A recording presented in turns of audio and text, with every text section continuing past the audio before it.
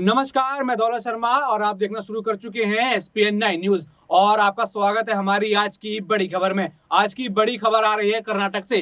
क्या कर्नाटक में तख्तापलट हो सकता है? अभी अभी नवगठित जो कांग्रेस सरकार है उसमें कहीं ना कहीं आपसी कलह शुरू हो चुका है। ये कलह की बड़ी वजह रही है जो बीपी पाटिल हैं, वो कांग्रेस के बड़े नेता हैं और कर्नाटक के भी बड़े नेता हैं, लेकिन उनका जो अभी बयान आया है वो कहीं ना कहीं डीके शिव कुमार को चुभ रहा है, जिस पर उनके भाई ने भी एक तीखी प्रतिक्रिया अपनी सौंपी है। इससे देखा जा सकता है क्या पता जो कैबिनेट गठित की गई है वो सत्र में जाने से पहले ही टूट जाए, क्योंकि जो उनके मंत्री ने बयान दिया है वो डीके शिव कुमार को चुभ रहा है, जिस पर उनके भाई ने भी अपना जो निशाना सीधा है कांग्रेस आला कमान पर साधा है। आपको बता दें जो बयान पाटिल ने दिया था, उन्होंने कहा था कि जैसे पावर शेयरिंग की कोई भी बात हमारे कैबिनेट के बीच नहीं हुई थी। जैसे कि चुनाव में हम आपको बता दें डीके शिव कुमार ने अपनी पूरी जान लगाकर कर्नाटक को कांग्रेस में आगे लाया था और चुनावी सारे नतीजों को फेल करते हुए एक सबसे बड़ा रिकॉर्ड 135 सीटों का रिकॉर्ड जो है कांग्रेस ने स्थापित किया था, जिसके बाद वहां पे सरकार बनी। लेकिन अब वो सरकार कहीं टूटती हुई नजर आ रही है। हम आपको बता दें जो बयान था, उन्होंने कहा था कि कोई भी पावर शेयरिंग की बात नहीं हुई थी, लेकिन चुनाव के बाद जो मीटिंग रखी गई थी दिल्ली में, एक हाई लेवल मीटिंग हुई थी, क्योंकि जो हाई लेवल मीटिंग का कारण था उसमें सिद्धारमैया और डीके शिव कुमार मुख्यमंत्री पद के आमने सामने थे और डीके शिव कुमार कहीं ना कहीं उसी समय से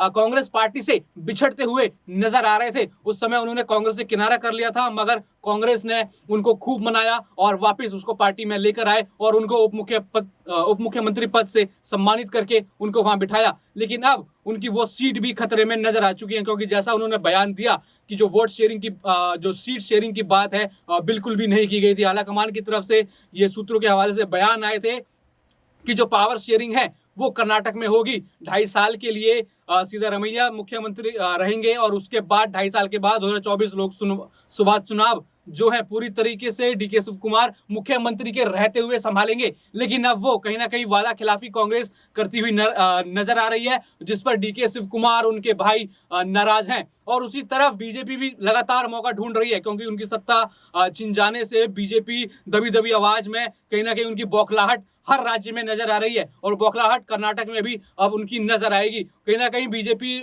लगी है कि कहीं तख्ता पलट जो है इस नई कांग्रेस जो नवगठित सरकार है कर्नाटक में, उसका तख्ता पलट किया जाए और डीके शिव कुमार को अपनी तरफ बीजेपी खींचना चाहेगी। मगर डीके शिव कुमार ने इन सब बयानों पर कहा है कि आला कमान देखेगा, मैं किसी भी मंत्री के फालतू फर्जी बयान पर नहीं जाता। और ऐसी प्रतिक्रिया उनके भाई ने भी दी थी। उनके भाई ने कहा अगर मैं चाहता हूं तो इस बयान पर तहलका मचा सकता हूं, लेकिन मैं इसके ऊपर कुछ नहीं कहूंगा। आला कमान के ऊपर मैं सारी चीज सौंपता हूं, लेकिन अगर आला कमान हमारे ऊपर कोई छल करता है तो वो उनको भुगतना होगा। और अब बीजेपी इस बात को कहीं ना कहीं बुनाती हुई नजर आ रही है। देश और दुनिया की बड़ी खबरों को जानने के लिए देखते रहिए एसपीएन 9 न्यूज। धन्यवाद।